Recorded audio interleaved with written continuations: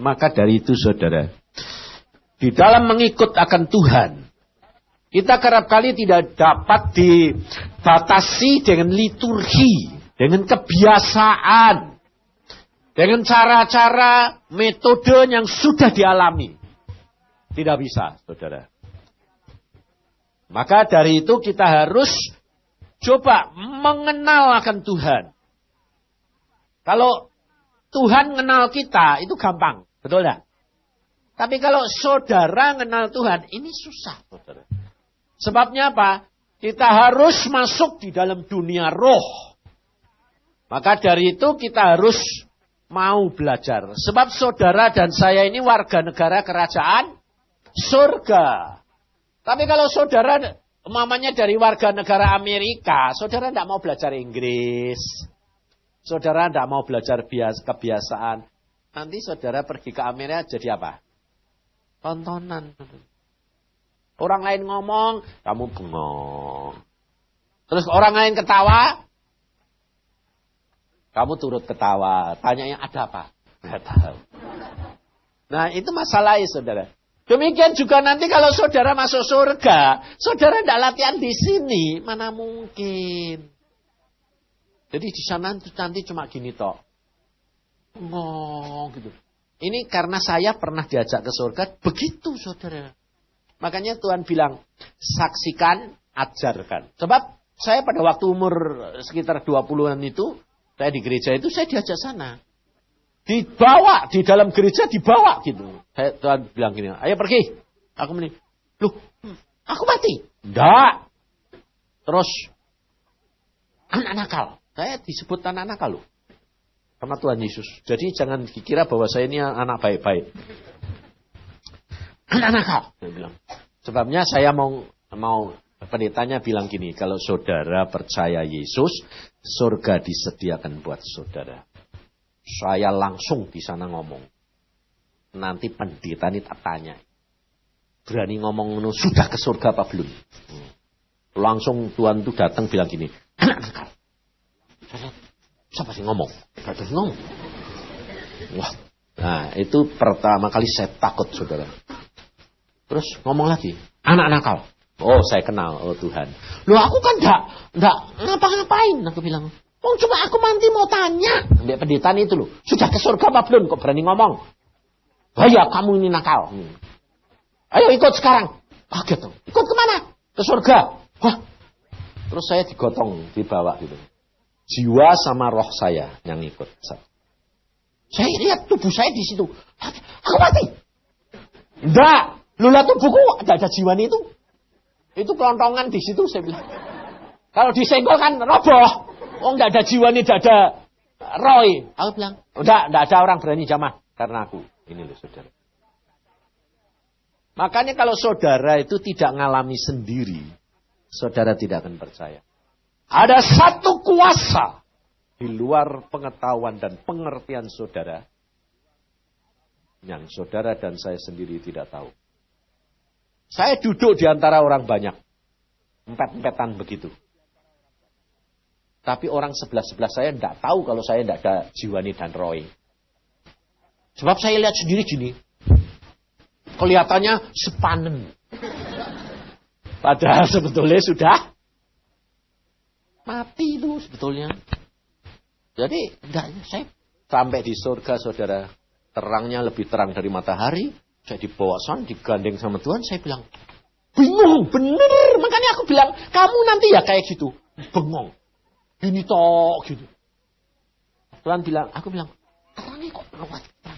Ini gak ngomong. Di sini baru, terangnya kok kayak gini. Tuhan bilang, iya terangnya aku loh. Aku belum ngomong. Dia sudah tahu. Dia terangnya aku. Wah.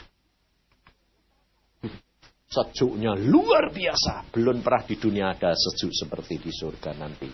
Karena itu. Kamu tidak usah khawatir. Apa yang ditulis Alkitab, ya dan amin. Maka pada waktu itu saya bilang, waduh.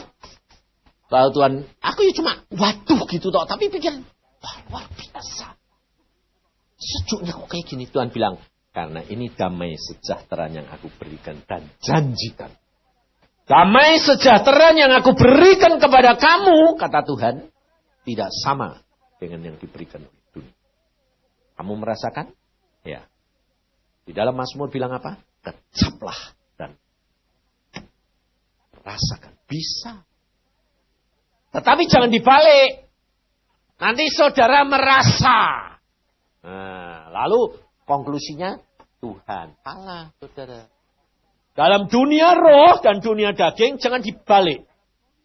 Dunia roh bisa dirasakan, tapi jangan dibalik.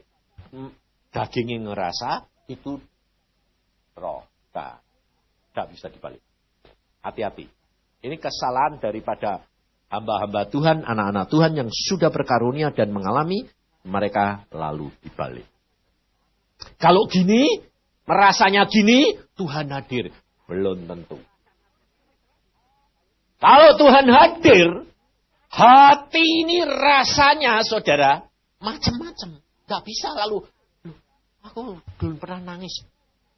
Tuhan hadir, terharu luar biasa. Saya itu orang yang gak cengeng. Saya bilang, setelah saya ketemu Tuhan, jadi cengeng. Tapi jangan kira kalau Tuhan nanti ketemu, kamu datang terus kamu nangis terus. Dah. Kadang-kadang kalau sudah marah kayak guntur. Ngeri. Ya aku udah gitu. Jangan marah dong. Saya bilang, maksud aku takut, hancur aku nanti ini. Rasanya itu kayak mau jadi terkeping-keping. Nanti itu dong Tuhan, aku takut. Aku bilang gitu. Makanya jangan nakal. Ya. Jadi macam-macam. Makanya jangan membatasi. Jangan pengalaman dijadikan metode. Hati-hati. Sebab itu nanti bisa dipakai setan. Yang datang setan bukan Tuhan. Sedang kalau setan seperti Tuhan, saudara tidak bisa membedakan. Akalmu tidak bisa. Jiwamu pun tidak bisa. Rohmu sendiri tidak bisa. Kalau tidak Roh Kudus. Maka dari itu saudara, saya Denny tadi, ini Denny. Daniel Denny. Itu anakku sing dulu onderdil kurang itu. Siapa yang percaya kok sekarang gendut mas gendut aku gendut deh. Itu yang onderdil ndak ada dulu, 4 dunia ndak ada itu dia ndak punya. Dokter bilang ndak bisa, mesti mati. Saya bilang memang harus mati, saya bilang. Ya makanya itu tak bawa pulang supaya cepat mati. Nah, aneh dah ya. Jadi dari dulu mula saya memang wataknya aneh, saudara. Kalau Tuhan sudah ngomong, saya mau cepat-cepat laksanakan. Oh, itu watak saya. Saya tidak mau lambat-lambat. Sebabnya apa? Saya tuh punya moto gini. Kalau ikut Tuhan, ikut sekalian. Sudah kepalang tenggelam. Kalau dunia sekalian. Kepalang nanti masuk neraka yang paling dalam. Makanya mama saya dulu, saya umur 15 ditanya. Nak, kamu besok, umur 15. Saya 12 ketemu Tuhan, 12 sebelumnya umur 12, mama tanya. Nak, besok kamu jadi apa? Aku besok jadi sarjana, terus tidak mau kawin. Kaget mama. Kenapa? Kawin itu neraka. Kenapa? Nah, mama, papa ribut terus. Aku bilang, buat apa kawin?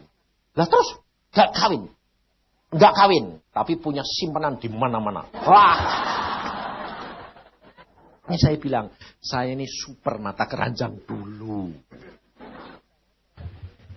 Maka dari itu saudara, jangan merasa, wah pasti Tuhan. Ini pasti tidak bisa, saudara.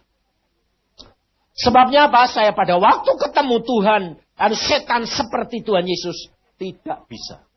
Roh Kudus sudah saya ajak bicara. Saya berkata, Tuhan Yesus datang. Tuhan Roh Kudus, Tuhan Yesus datang ya. Tuhan Yesus, Roh Kudusnya diam. Tak sembah ya Tuhan. Jangan cepat-cepat nyembah.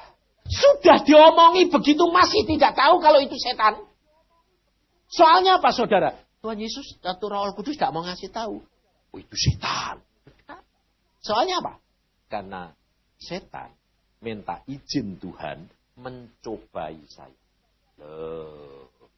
Nah, kalau mencobai lalu dikasih tahu sama Roh Kudus kan tidak lucu. Wong sudah minta izin sama Tuhan. Ini loh saudara. Kamu harus tahu kesatuan Bapa, Anak, dan Roh Kudus. Kalau anak sudah mengizinkan, Roh Kudus menghormati. Luar biasa. Kalau Bapak sudah setuju, Anak dan Roh Kudus menghormati. Ini. Nah, hari ini Tuhan itu mau mengajar saudara dan saya. Kerendahan hati.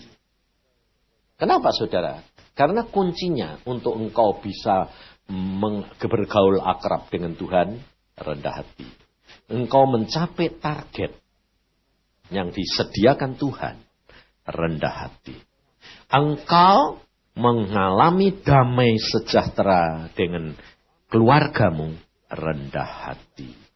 Dan Tuhan khusus bulan ini, itu khusus mau memberikan ini, mengarahkan karena apa? Tuhan mau supaya keluarga ini seperti yang dikatakan, satu orang diselamatkan, seluruh isi keluarga diselamatkan. Nah, ini yang saudara, bagian saudara menyiapkan, bagian Tuhan itu nanti yang akan memberikan. Karena gini saudara, saudara dan saya tidak dapat, aku mau rendah hati terus datang. Tidak mungkin. Itu bukan karyamu. Itu karyanya siapa? Tuhan. Tapi kerjasama dengan saudara. Nah, ini yang Tuhan mau. Jadi, tapi bukan hari ini loh ya. Ini disiapkan dulu bagian kamu. Besok itu urapannya. Itu aneh-aneh. Saya sampai aneh-aneh sih Tuhan. Hari ini persembahan. Tuhan bilang, beri. Maka aku akan beri. Loh kok aneh-aneh. Jadi ada orang tanya bilang, loh Pak, persembahannya kapan? Nggak ngerti. Kok kadang-kadang kok hari pertama, kadang-kadang hari kedua. Lah ya mau nih gitu. Nggak bisa diatur. Dia yang ngatur aku. Jadi setiap kali itu kita mesti panitia, mesti berdoa dulu. Tuhan maunya apa, terus dapat pernyataan dari sana, dari sini. Bukan dari saya, saudara. Dari orang-orang, dari panitia itu. Terus kemudian apa? Saya yang berdoa. Nah, saya yang, oh ini dari sini. Ini dari. Terus bagaimana Tuhan Roh Kudus? Nah, kamu harus ngerti, wong kowe pemimpin nih. Ini, gini. Ayo dirangkai jadi satu. Terus, saudara. Jadi bukan dari saya. Saya ini cuma tukang apa? Ngerangkai. Lumayan toh. Makanya saudara tidak akan tahu. Pada waktu saya secara akal, secara daging, secara roh saya nilai. Ada bedanya memang Tuhan. Itu memang Tuhan. Tapi Roh Kudus diem aja. Saya ya, Tuhan gitu kok gak boleh sih, kenapa sih? Diem aja ya sudah. Nah, justru di situ makanya saya akan kembali ini ajarkan karena apa? Bedanya tuh tipis, saudara. Saudara tidak akan tahu. Dengan hikmatmu, akalmu, dengan rohmu tidak bisa kecuali Roh Al-Kudus. Sebab pada waktu itu persis seperti di Tuhan Yesus dicobai sama setan, saya ngalami, saudara. Dan dia ngomongnya hampir sama. Yusa, manggili saya tuh teku aneh. Sama. Saya tuh kenal. Seperti saudara saya sama istri saya. Kalau saya telepon dari luar kota, istri saya langsung tahu enggak? Tahu. Meskipun suaranya serak, habis bangun tidur. Ya tetap tahu. Sebabnya apa? Nadanya ini beda. Manggil dia umpamanya. Saya kalau manggil dia kan, yang. Padahal namanya bukan yang. Namanya itu kiat. Kiat itu bahasa Jawa ini kuat. Jadi saya jarang manggil dia. Kiat. Ya enggak. Yang. Langsung dia. Kenapa? Nah, ya dah. Biarpun bagaimana, lah ini Tuhan yang nyebutnya. Yusa, loh. Jadi, waduh Tuhan. Tuh. Padahal setan gak ngerti, saudara. Dia manggilnya sama. Terus ngomongin, kamu sudah dididik oleh Tuhanmu. Terus benar toh? Kamu dipanggil oleh Tuhan. Jadi dia ngomongnya benar. Dia tidak berani dia mengatakan dia Tuhan. Tuhanmu. Benar. Logis. Tidak salah. Enggak. Sekarang aku. Nah, dia bilang enggak aku. Dia bilang aku minta engkau berjanji. Janji apa Tuhan lu? Minta sebut Tuhan lu. Bayangin, kurang ajar enggak? Janji apa Tuhan? Lakukan firman Tuhan dengan benar. Yuk, coba bayangin. Coba saudara sekarang ini sedang menggebu-gebu kayak Petrus. Mati untuk Yesus mau. Ditanyai gitu saudara. Aku cuma minta kamu. Janjinya janji, tapi dia tidak pakai bahasa Inggris. No. Zaman sekarang kan komitmen. Wah.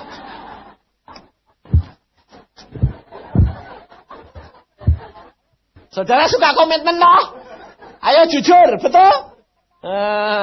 Makanya saya bilang hati-hati saudara. Sebab setan itu paling seneng gitu. Komit, jadi komat kamit. Sebabnya apa saudara? Bisa ngucapkan, gak bisa ngelakuin.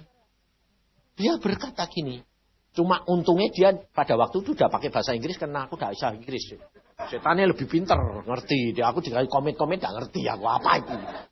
Dia cuma, aku minta kamu berjanji. Janji apa Tuhan? Lakukan, janjinya tidak jelek. Lakukan firman Tuhan dengan benar. Ini di sini saudara. Ya logis toh ya. Kamu ya gitu dah. Ya otomatis. Hati-hati. Cuma saya punya kelebihan satu. Tanya Roh Kudus. Saya ngomong, Tuhan Roh Kudus. Ini Tuhan Yesus kok minta janji aku ngelakuin firman. Ya logis toh ya Tuhan. Siapa yang tidak mau melakukan firman Tuhan dan benar? Roh Kudus jawab lagi. Jangan cepat-cepat jawab. Di sini ada bedanya. Sudah menangkap, sudah berpikir, tapi belum diucapkan, diperbuat. Jadi belum dosa. Nah, belum komit. Iman tanpa perbuatan, mati, baru separuh. Nah, jadi pada waktu itu saya bilang, loh kenapa Tuhan? Tanyaannya Roh Kudus sama tanyaannya setan sama. Oh saudara, tanyaannya dia, yang didik kamu siapa? Saya ganti yang jawab. Tuhan Yesus. Yang ngajar kamu siapa? Tuhan Yesus. Yang manggil kamu siapa? Tuhan Yesus. Yang memampukan kamu siapa? Tuhan Yesus. Pikir. Kalau segala-galanya Tuhan Yesus, pikir. Kaget aku. Kayak orang disentak. Lah kalau segala-galanya Tuhan Yesus kok dia yang minta garansi saya. Aneh orang ini. Wah, langsung emosi saya memuncak. Saya jengkel. Aneh ya Tuhan. Loh, dia kok yang saya bisa melakukan karena dia kok. Sekarang aku disuruh janji. Roh Kudus bilang, belajar. Ngerti kamu? Ngerti. Sudah jawab sana. Jawab. Aku udah halus saudara. Sudah gitu sudah jengkel kok saya. Padahal nggak ngerti kalau itu setan. Aku bilang, Tuhan Yesus. Ya tak sebut Tuhan Yesus loh ya. Meskipun aku jengkel, aku marah ya. Tuhan Yesus tak tuding gini loh. Tuhan Yesus. Nggak lucu ya. Tak gitu Yesus. Untung loh saudara, ternyata itu setan juga ada kurang ajar saya. Bayangin. Tuhan Yesus tidak lucu ya. Segala sesuatu itu kamu yang jamin aku. Kok aku suruh jamin kamu? Tidak lucu ya kamu. Muncul Tuhan Yesus asli. Bingung aku dua. Loh, aku sampai gini. Rambutnya tak jejer kayak gitu. Sama. Loh sama hidungnya. Sama. Sampai ke bawah sama. Cuma apa? Tangannya disimpan. Jadi lubangnya tidak kelihatan. Ya ini gini. Aneh. Yang datang pertama Tuhan Yesus. Ya turut gini. Lah. Jadi tidak bisa lihat toh. Yang mana ini? Lalu karena saya sudah jawab gitu. Tuhannya tangannya dikeluarkan. Iblis. Tahu saya. Oh ini asli ini. Iblis. Dengar jawaban hambaku. Aku yang bertanggung jawab atas semua yang dilakukan oleh hambaku. Setan langsung, ya sudah, but hilang. Nah, lalu saya, Tuhan, aku bilang, ya gini saya, Tuhan, kok begitu? Dia minta izin mencobai kamu. Ya kok mau izinkan? Persis kamu enggak? Kamu kalau sakit, kok diizinkan? Mengapa? Sama dah. Sama. Jadi kamu sama saya sama dah? Sama. Cuma bedanya kamu belum ngalami, aku sudah ngalami. Bedanya cuma di situ, saudara. Nah, pada waktu itu dia minta izin mencoba. Lah kok kamu izinkan? Aku tahu kamu pasti bisa mengatasi. Karena kamu bergantung, perhatikan. Karena kamu bergantung kepada Roh Al-Kudus. Saudara? Maka dari itu kalau saudara dan saya tidak mulai sekarang belajar bergantung kepada Roh Al-Kudus. Nah, orang bergantung itu sebetulnya kalau orang itu sadar bahwa dia tidak dapat melakukan apa-apa. Padahal Tuhan Yesus sudah berkata apa di dalam Yohanes 15? Di luar aku, kamu tidak dapat berbuat apa-apa. Jadi sebetulnya saudara dan saya harusnya gantung sama Tuhan, enggak? Dan saudara dan saya itu satu anugerah. Karena saudara dan saya, Tuhan Yesus sudah berkata, sejak engkau bertobat, Roh Al-Kudus, aku berikan kepada kamu yang masuk dalam hati. Jadi sebetulnya orang Kristen itu punya jaminan yang luar biasa.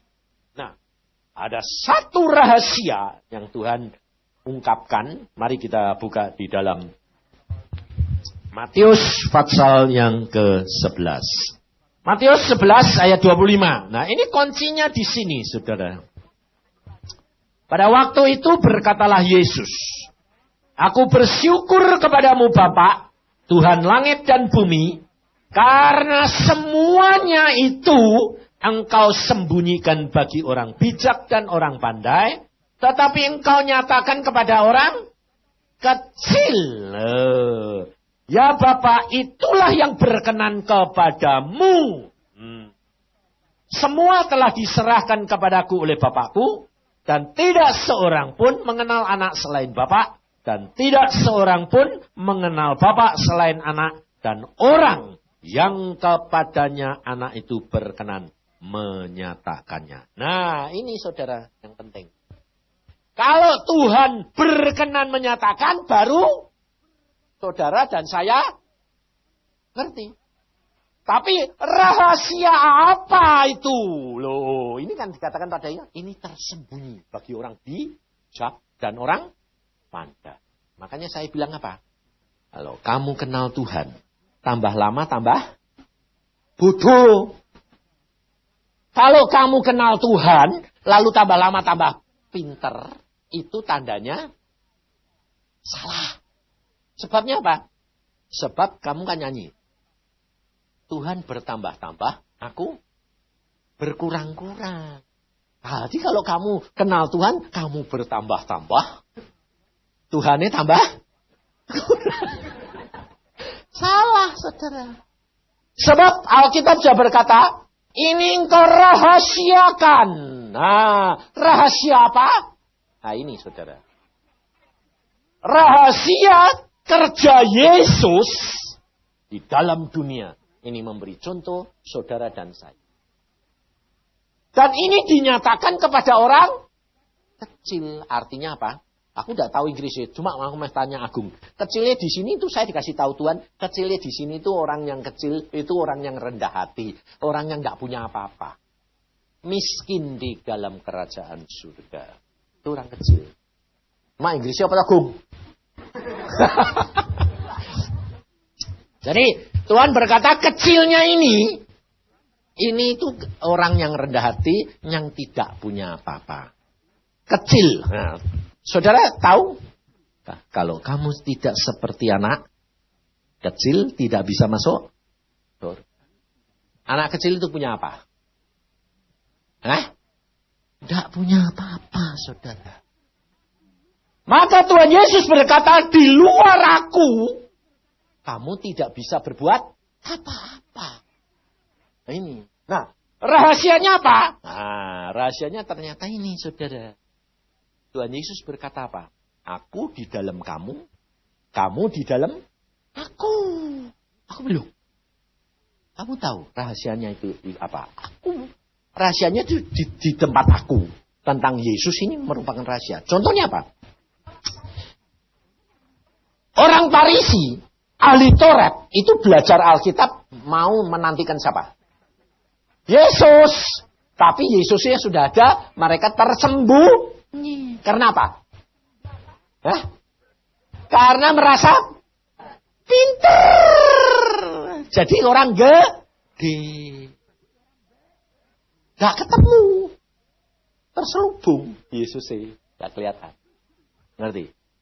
Orang bijaksana. Pada waktu Yesus lahir, bintang ada di mana? Timur. Orang timur itu orang mana? Orang India, orang Cina, orang timur itu pergi ke sana.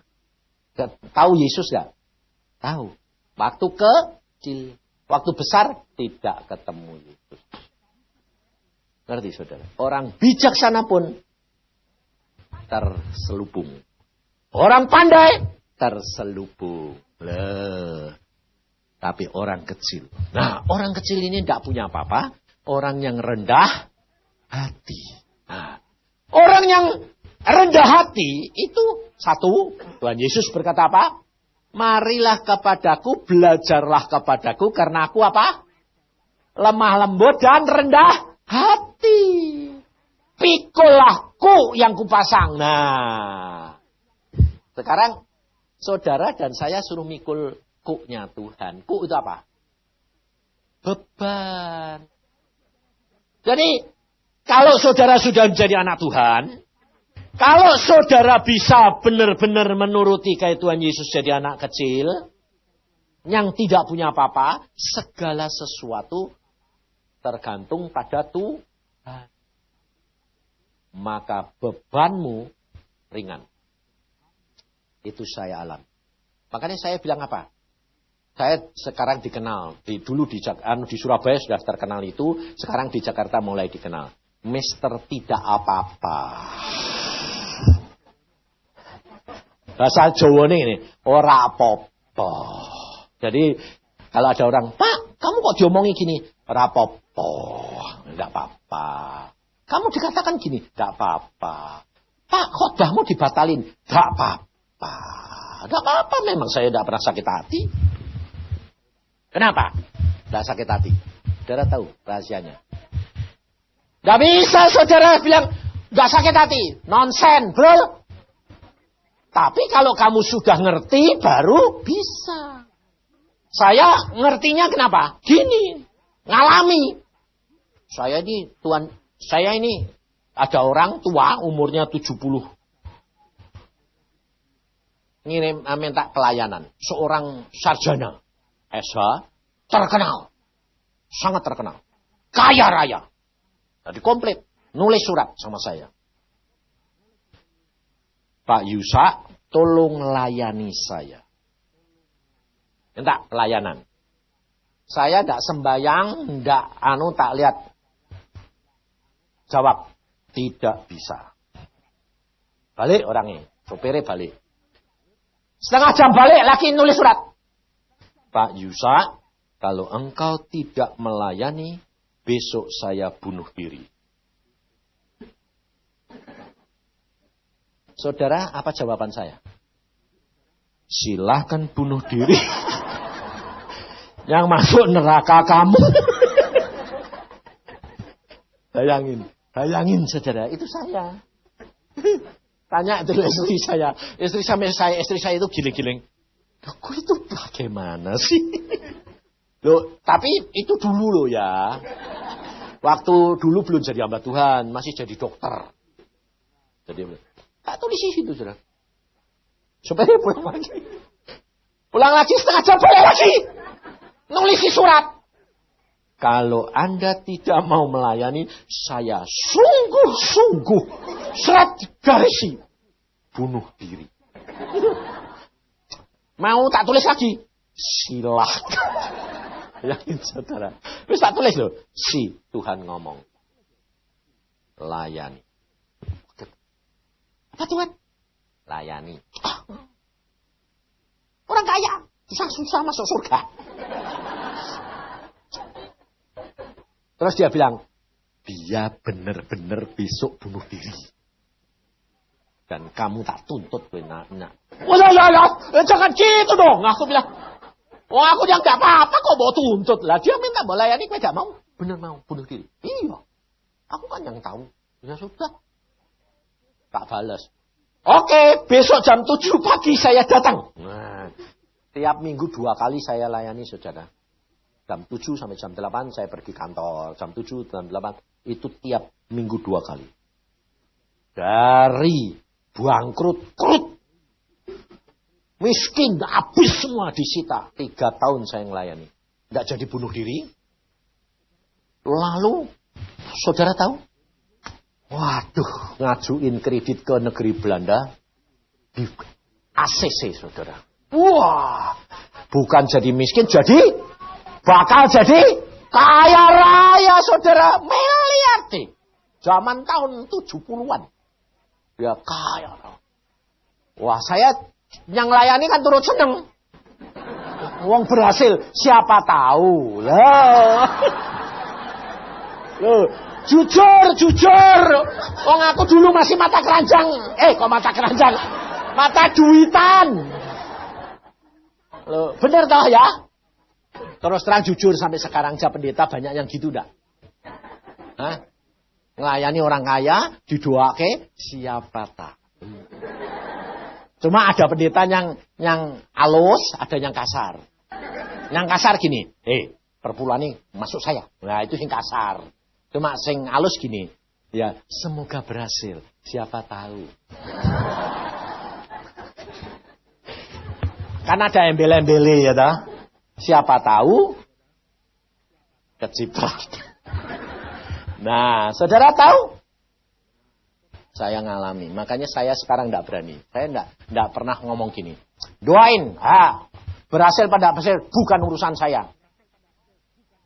Di Jakarta ini. Saya doakan berhasil. Dia bilang, Pak, maaf ya Pak. Maaf apa? Perpuluhan ini tidak kasih kamu.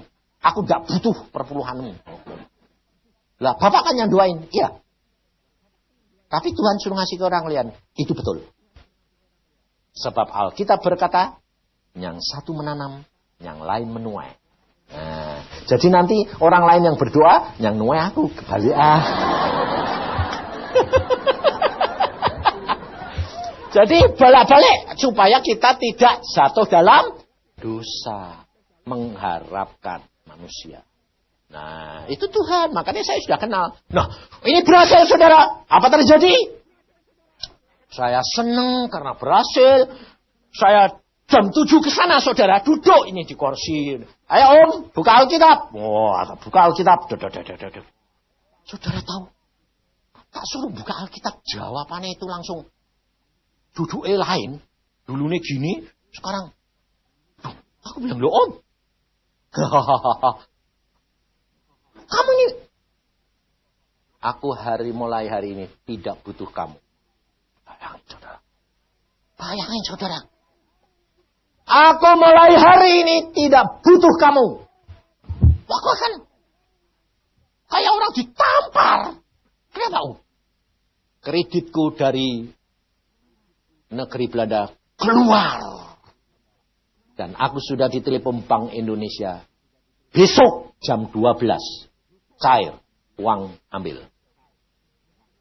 Aku bilang, loh harusnya puji Tuhan toh Om. Iya. Lah kok. Lah ya aku gak butuh kamu. Waktu dia bilang gitu, ini marah enggak saya? Kalau enggak marah, itu namanya malaikat. Saya marah saudara, manusia. Marah saya bilang, oh baik ya. Langsung saya tuh ngomong ke Tuhan. Nah lihat tuh. Kan 3 tahun yang lalu aku sudah gak mau melayani model kayak gini.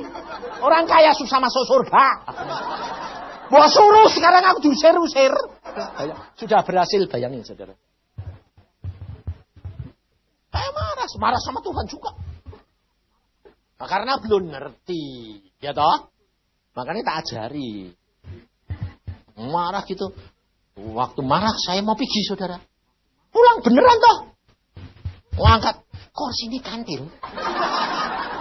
Saya naik turun naik. Lu ya bisa toh ya jalan deh. Bawa. Aku bilang. Terus tak gini ke. Lu gagal leme. Tapi demikian saya naik. Kursi ini naik. Ini pietah Tuhan.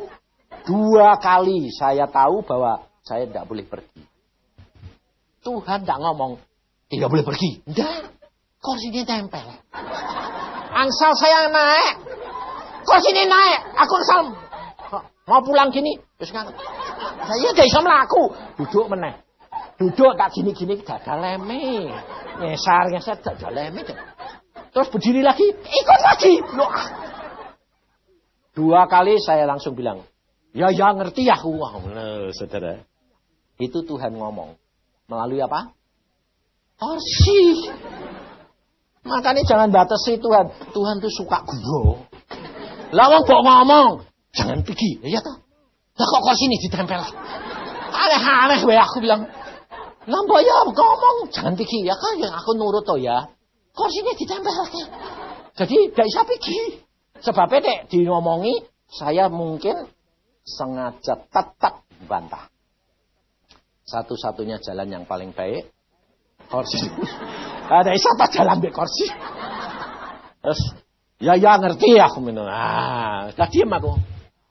Saudara tahu? Dia nguliai aku 1 jam. Aku ngajari dia 3 tahun. Dia sekarang nguliai aku 3 jam. Aduh, 1 jam dia bilang ngomong terus. Tuh, dia bilang ini. Kalau bukan saya tidak mungkin. Saya membuat proposal, saya membuat ini. Sehingga mereka yakin.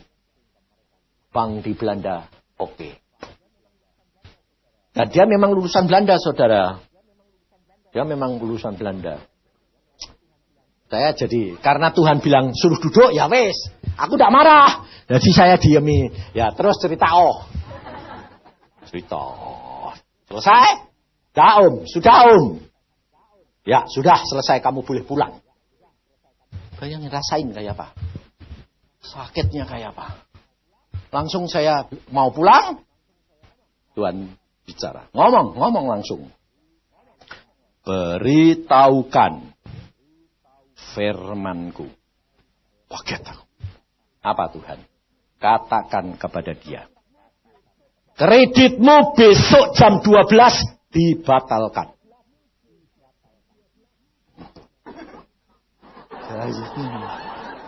Bayangin saudara. Dia ketawa kayak setan. Sebabnya dia bilang, hahaha, itu tidak mungkin. Kalau Indonesia mungkin. Tapi kalau Belanda, orang luar negeri, sudah tanda tangani. Sudah dikirim ke BI. Tidak mungkin dibatalkan. Dia ketawa. Ganti saya juga tidak mau kalah. Saya kenal bapakku di surga, Tuanku. Dengar, saya bilang. Ini bukan Tuhan, saya. Dengar, saya bilang. Kalau besok jam 12 tidak jadi, jangan panggil aku hamba Yesus Kristus Tuhan.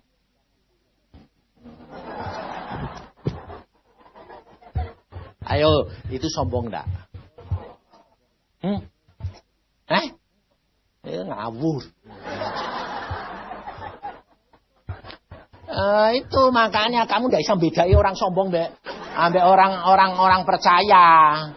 Makanya orang percaya itu seperti orang sombong. Coba bayangin saudara. Bagaimana saya berani ngomong gitu kalau tidak mengenal Tuhan sungguh-sungguh. Tidak berani saudara. Ragu-ragu. Tapi karena saya kenal, saya berani ngomong saudara. Saya ngomongnya apa? Kalau tidak jadi, jangan panggil aku hamba Tuhan.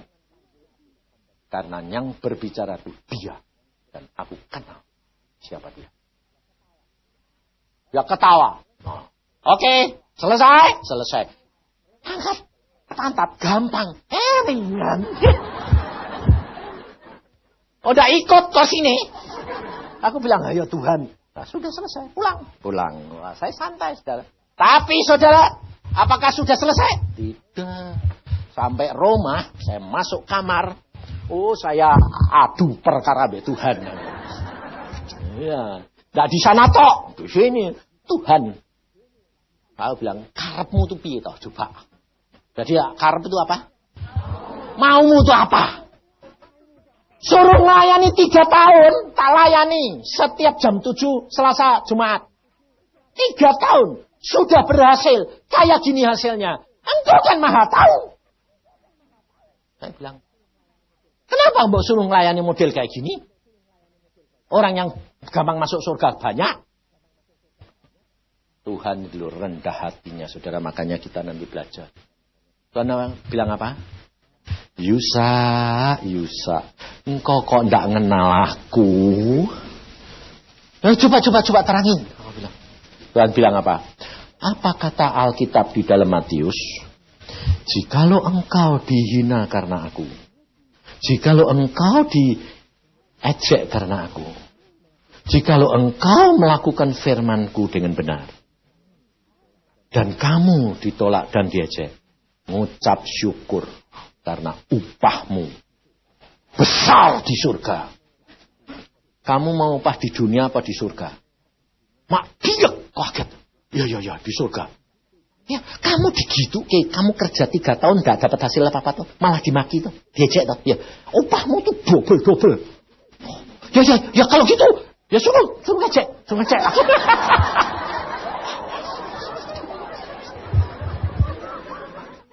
Sejak hari itu, saya kalau ditolak, diejek, malah ngucap syukur. Ejekannya tambah banyak, tambah besar upai. Makanya tidak pernah sakit. Seneng, tidak apa-apa. Tapi dok ini puji Tuhan. Jadi khotbah ditolak barang itu, puji Tuhan. Kenapa? Tuhan sudah merintah, ditolak. Dia tetap khotbah, tapi upai tetap saya punya. Penak toh? Orang kerja, nerima. Makanya sekarang saya orangnya tidak pusing, santai aja. Ngelayani orang 1000 ya tidak apa-apa, ngelayani 1 ya tidak apa-apa. Toh upai sama. Ngerti saudara? Ini kayak gini nanti kolektor. Jangan kamu kira ini masuk kantong saya semua ya. Enggak. Yang ngurusi juga orang lain, enggak mau saya. Nanti saya bisa mata duitnya kambuh. Jadi, saudara, maka dari itu, sejak itu, saudara tahu apa terjadi? Saya sukacita, muji Tuhan. Besoknya, jam 12:30, Om ini ngebel rumah saya. Tak terlihat, hehe Om. Terus dibukai, halo Om. Aku ketawa-ketawa sungguh, tidak sakit hati. Halo Om. Lutut nyembah. Nangis kayak anak kecil. Ampuni aku Yusa. Ampuni aku Yusa. Saya bilang, jangan minta ampun saya. Saya sudah dapat upah di surga. Minta ampun be Yesus Tuhan. Sebab yang batalin bukan saya, Tuhan. Jam 12 tepat. Direktur BI telepon. Ini selama saya jadi direktur BI belum pernah ngalami. Ini pertama kali dan tidak akan terulang lagi. Ada kredit sudah ditandatangani oleh Dewan Direksi Negeri Belanda. Dibatalkan. Alasannya apa? Di situ dikatakan. Dibatalkan dengan tanpa alasan. Bayangin. Tidak keluar sak sen, saudara. Bodol bangkrut lagi. Dan akhirnya dia bertobat. Saya layani lagi 2 tahun. Bayangin saudara. Suruh melayani lagi sama Tuhan. Tapi Tuhan bilang, mau, pai gede. Mau saya. 2 tahun. Mati. Mati saudara. Mati juga cari saya. Bisa. Om, siap. Pulang. Sebelum pulang saudara tahu. Saya diuji lagi saudara. Semua aset dia, pabrik dan saya dibawa ke notaris, panggil notaris. Suruh tanda tangan. Semua aset dia diberikan saya. Bayangin saudara. Aset tinggalannya rumah di jalan Asia Afrika sekarang jadi Bank Penin. Itu dikasihkan saya. Bayangin saudara. Saya suruh nanda tangani. Saya berdoa. Tuhan, apa ini? Gak jawab. Waduh. Melihat ya. Padahal pada waktu itu tanya istri saya. Saya masih punya utang. Karena apa? Ada orang ngasih emas 2 kilo untuk beli rumah. Tapi belum bisa bayar. 2 kilo emas. Itu harganya cuma 5 juta. Disodori aset. Miliar. Bayangin. Saya bilang, Tuhan, tidak jawab. Tuhan. Tidak jawab. Tahu saya. Makanya saudara harus tahu. Seperti Tuhan Yesus di Taman Getsemani. Kalau Tuhan Yesus Bapak kalau boleh cawan ini lewat. Tidak dijawab toh? Bapak kalau boleh cawan ini lewat. Tidak dijawab. Hari doa ketiga. Kalau aku harus jalan-jalan. Tidak dijawab. Itu jawaban. Ngerti?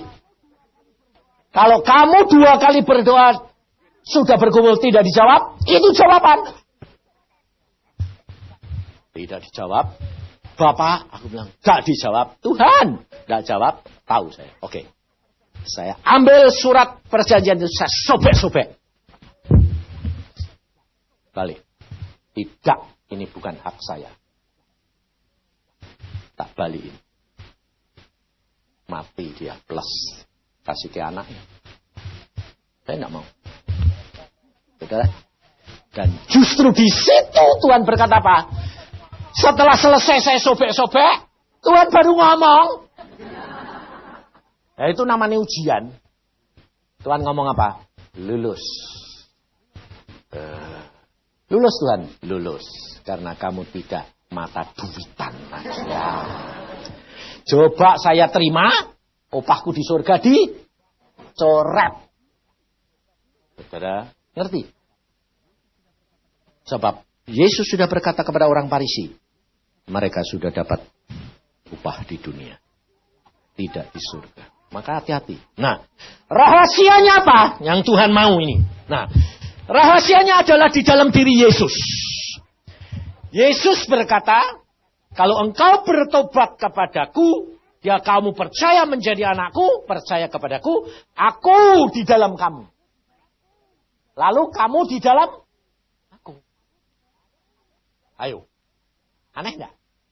Satu saat Yesus di dalam kamu, besar mana sama kamu? Besar kamu toh? Satu saat kamu di dalam Yesus, besar mana? Besar Yesus. Ini rahasianya, saudara. Saya baru dibuka lagi. Saya heran. Loh, aneh sih Tuhan. Nah iya. Ini ajarkan supaya anak-anakku tuh di dalam masa sukar ini. Mereka itu satu. Di dalam keadaan biasa. Mereka hidup di dalam dunia. Mereka mengerjakan kantor. Mengerjakan kepandaiannya, ilmu pengetahuannya. Tidak apa-apa. Tapi aku di dalam dia. Aku, Roh Kudus menjadi penolong. Jadi umpamanya ini sekretaris ngetik, ya enggak masuk. Tuhan kamu yang ngetik aja deh. Ngetik. Ya enggak tahu ya. Ya kamu ngetik dewek. Tapi kamu ngetik bisa salah enggak? Bisa. Kamu ngomong, Tuhan tolong ya supaya jangan bolak-balik ya. Jadi enggak salah Tuhan. Jadi nah, kamu selalu ngomong, Tuhan tolong ya Tuhan, aku mengerjakan ini. Lah, ibu-ibu yang masak, itu ya gitu. Masak, yang masakan Tuhan. Ya tidak bisa dong. Kamu yang masak, Tuhan tolong ya bumbunya pas-pasan lah. Tuhan menjadi penolongmu itu Yesus di dalam kamu. Ngerti? Jadi kamu tetap melakukan biasa. Mau pulang dari sini, malam-malam takut. Tuhan, aku mau pulang loh Tuhan. Kirim malaikat menyertai ya Tuhan. Nah, dilindungi, saudara. Itu Yesus di dalam kamu.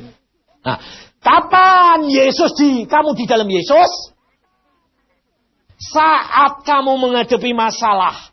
Kamu tidak bisa nekel. Kamu masuk dalam Yesus. Yesusnya suruh gede. Nah, kamu bilang gini. Tuhan, sekarang bagianmu. Yang ngerjain bukan aku tidak bisa. Nah, ini dunia roh.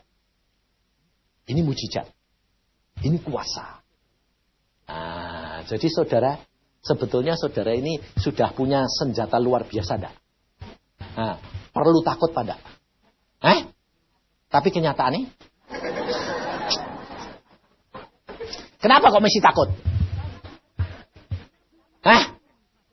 Karena belum ngerti satu. Kedua, Yesusnya tidak suruh gede-gede.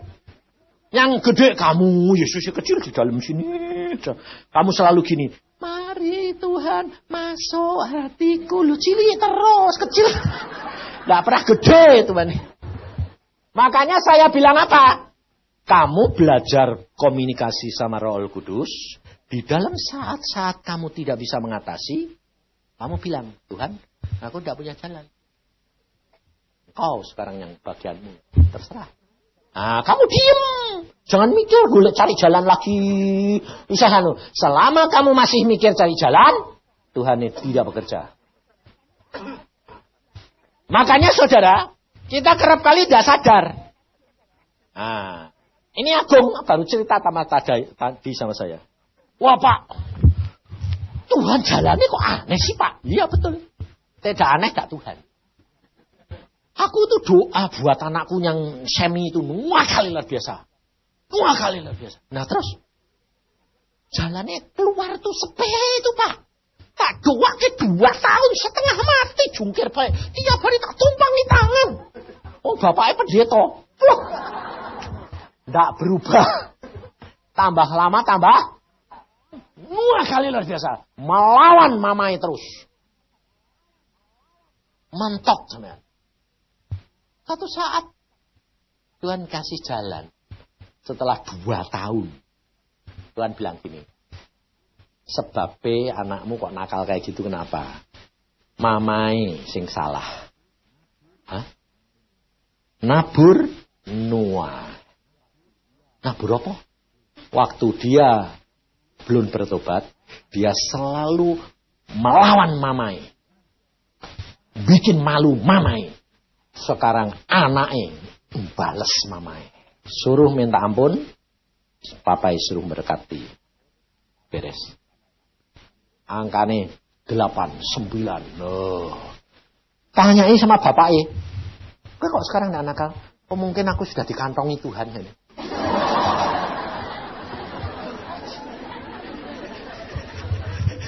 Ya bener toh ya. Jadi kalau dikantongi Tuhan kan tidak kecil. Tuhan yang gede. Saudara tahu sebabnya apa? Ada roh yang lain. Ada kuasa yang lain. Yang menyebabkan anak itu di luar kontrol. Bukan kehendaknya sendiri. Nah, yang saya ingin sampaikan kepada saudara rahasia ini yang saudara harus punya. Yaitu yang seperti saya katakan apa? Yesus di dalam kamu selama kamu bisa mengerjakan. Kalau Yesus nanti kamu sudah tidak bisa mengerjakan, Yesus kamu di dalam Yesus. Yesusnya yang besar. Lah, kenapa harus dua tahun? Setiap saudara punya kesalahan. Allah itu adil. Demikian kamu salah, setan nuntut, jatuh hukuman. Karena Allah adil, setiap hukuman ada waktunya berapa lama. Ada yang setahun, ada yang 6 bulan, ada yang sebulan, ada yang 3 tahun, ada yang 7 tahun. Tak tahu saudara. Yang tahu siapa?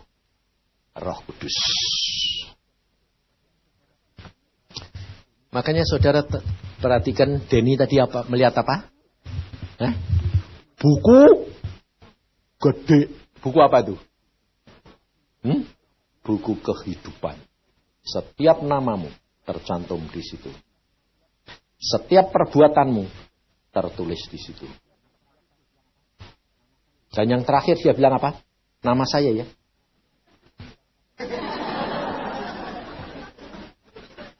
Terus perhatikan, coba kalau kamu merhatikannya sepintas. Kalau saya karena saya tahu itu nama saya langsung Tuhan, ngerti gue, mesti. Dia lihat kan sudah penuh toh, tinggal berarti waktu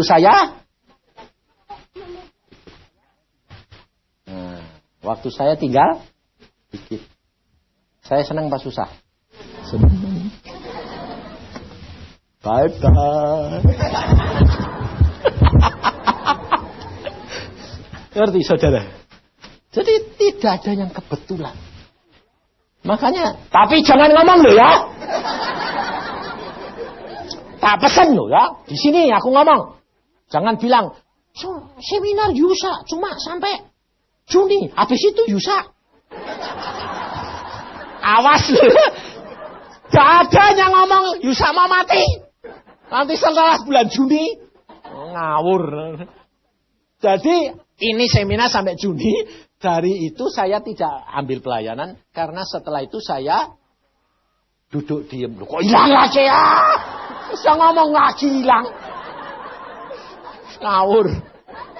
Setelah itu Yusanya kemana? Saya mau duduk diem, tanya Tuhan, maumu apa Tuhan? Gitu saudara. Saudara dan saya itu harus belajar dari Yesus. Yesus selalu berkata apa?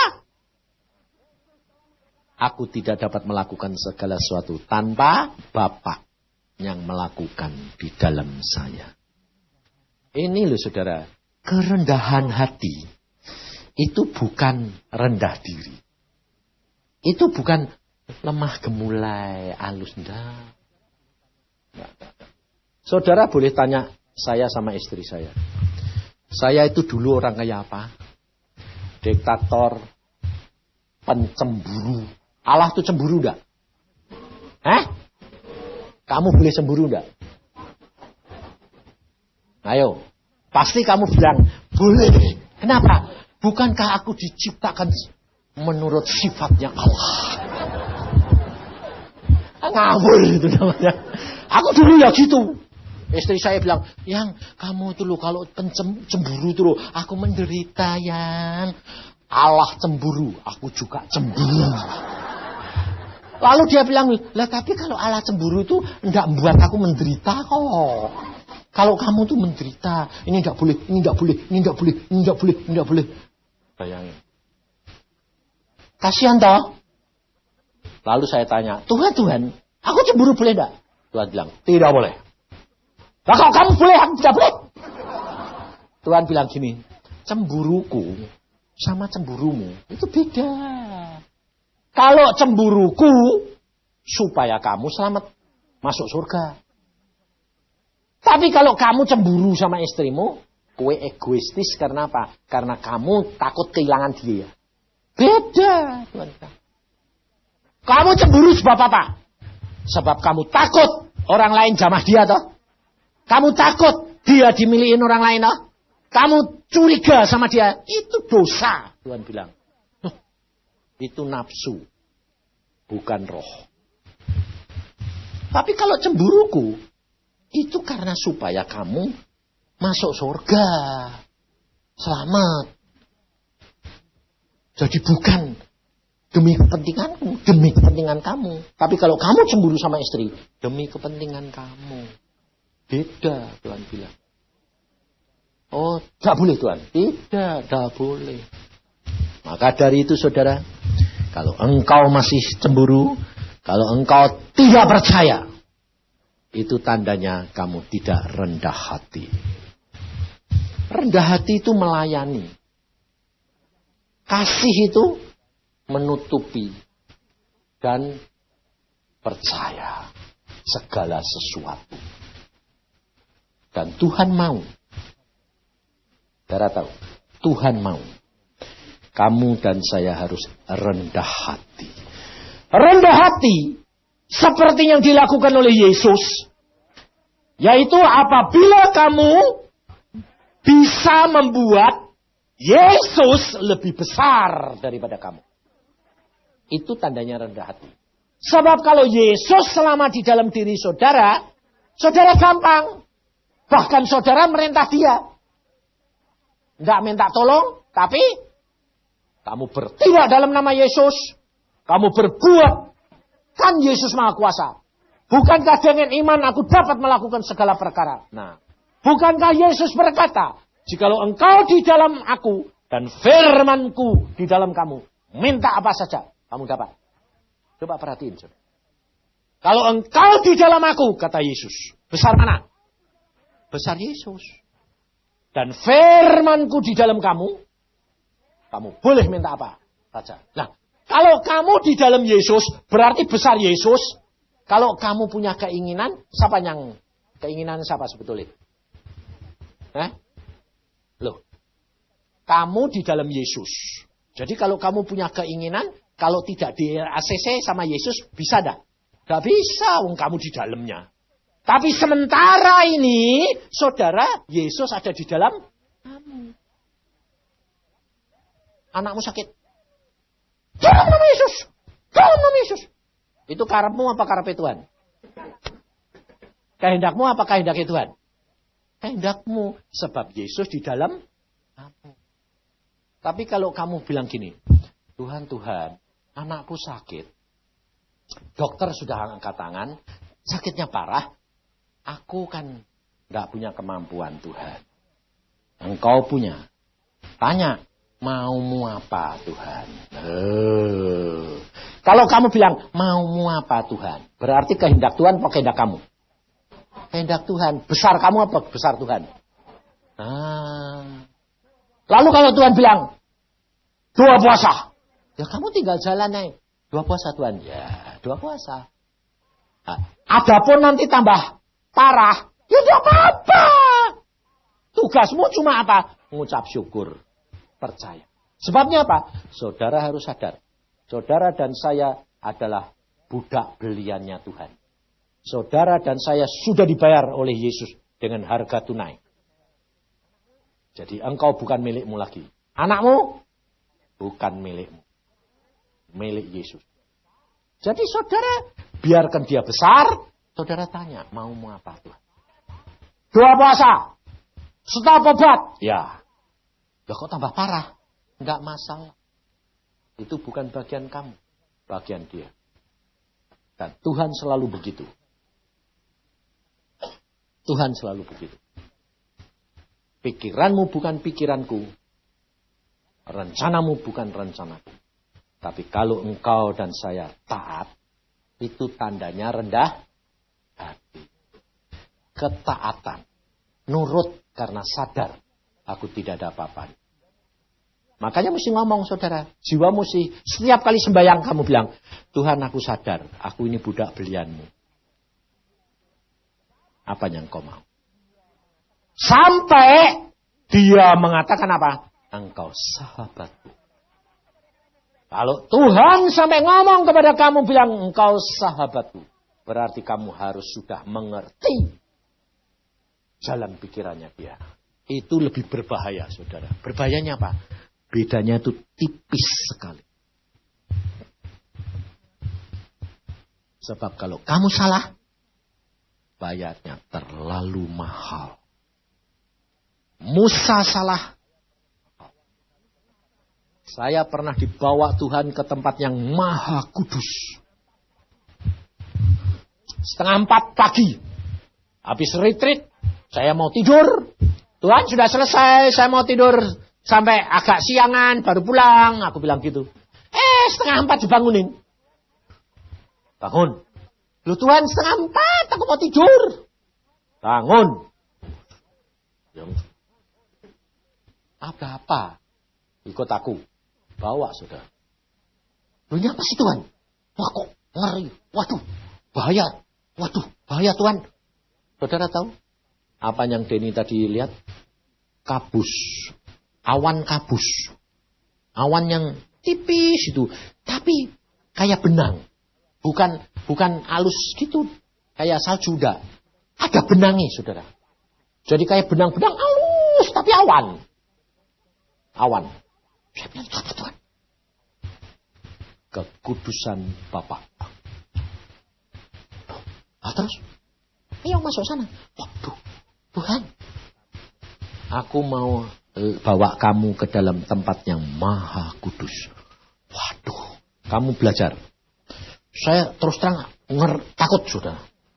Takut begini. Tenang, Tuhan bilang, jangan takut. Ngapain kamu takut? Relax, gak bisa kamu atur. Ya, relax ya, wes aku dong. Ya wes lah. Jalan aja.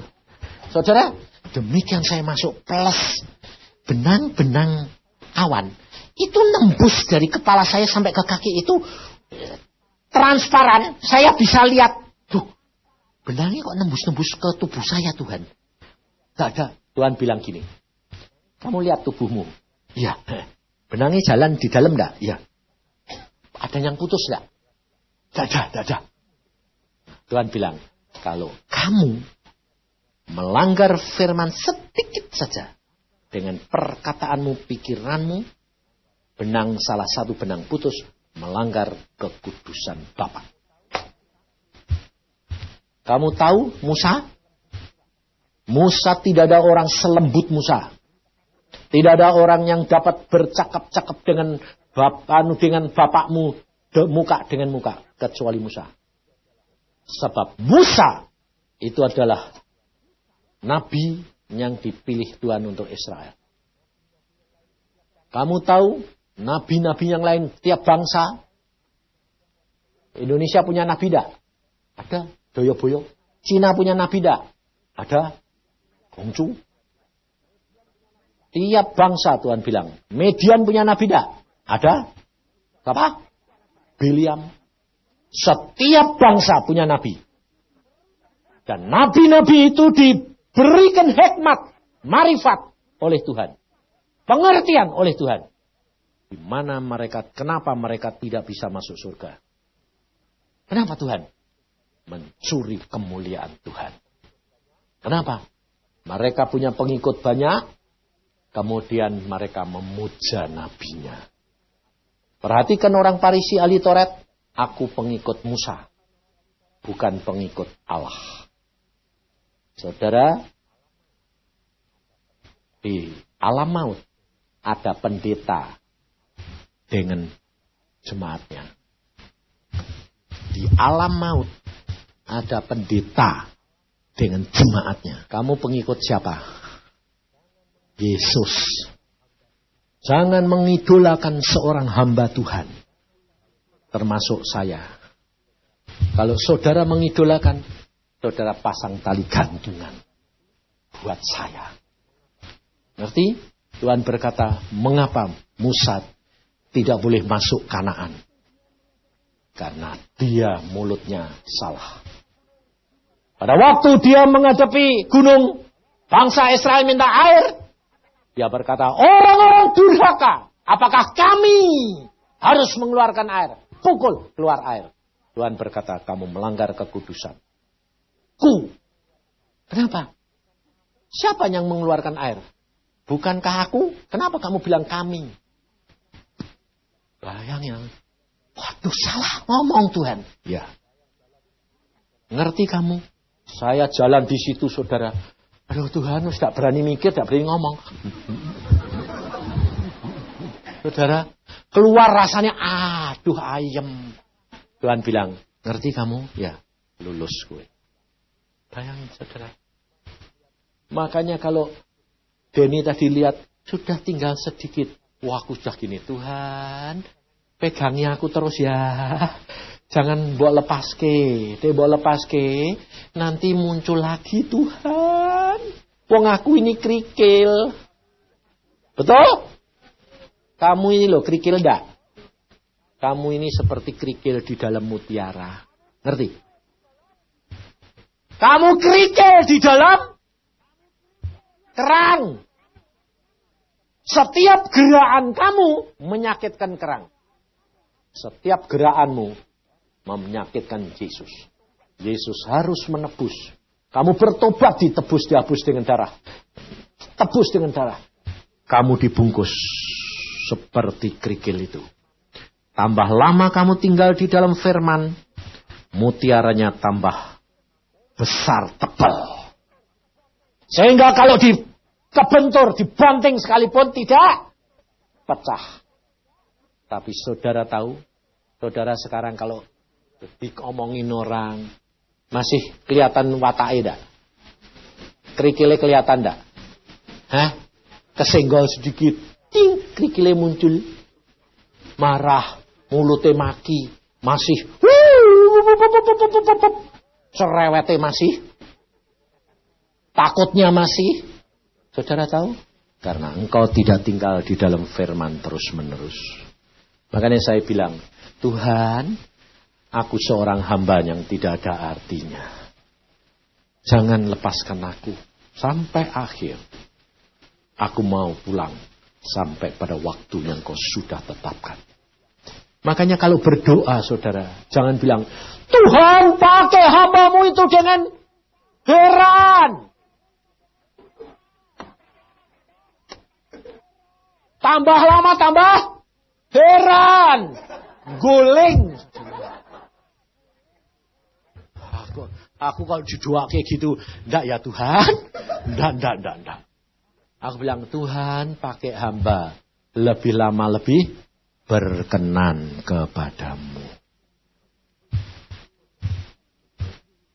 Hati-hati saudara. Disanjung-sanjung. Guling. Tambah tinggi itu loh anginnya, tambah kenceng. Gampang guling. Makanya itu hati-hati. Makanya saya tuh orangnya apa? Enggak urusan. Ada orang selalu kalau sudah bertobat melalui apa? Pak Yusa, aku anak rohanimu. Saya bilang, saya tidak pernah punya anak kamu. Soalnya apa saudara? Kamu anaknya Yesus. Kok anakku? Oh anakku. Kue muni anak rohanimu. Anak Yesus. Saya bilang, apa? Aku digantung di alat. Kak. Anak Yesus. Cari Yesus. Sebab Yesus sudah berkata, jangan kamu dipanggil Bapak. Karena satu Bapakmu di surga. Hamba Tuhan paling senang. Papi. Papa Yusa. Aku digantung Tuhan, repot. Enggak mau. Anakku ya anakku, anak dunia oke, saya bilang. Tapi anak rohani tidak, anak Yesus semuanya. Hati saudara. Besok kita belajar akan terus ini. Kemudian saudara apa? Besok Tuhan akan memberikan kuasa, kasih yang tidak kelihatan itu, supaya setiap saudara itu punya kemampuan.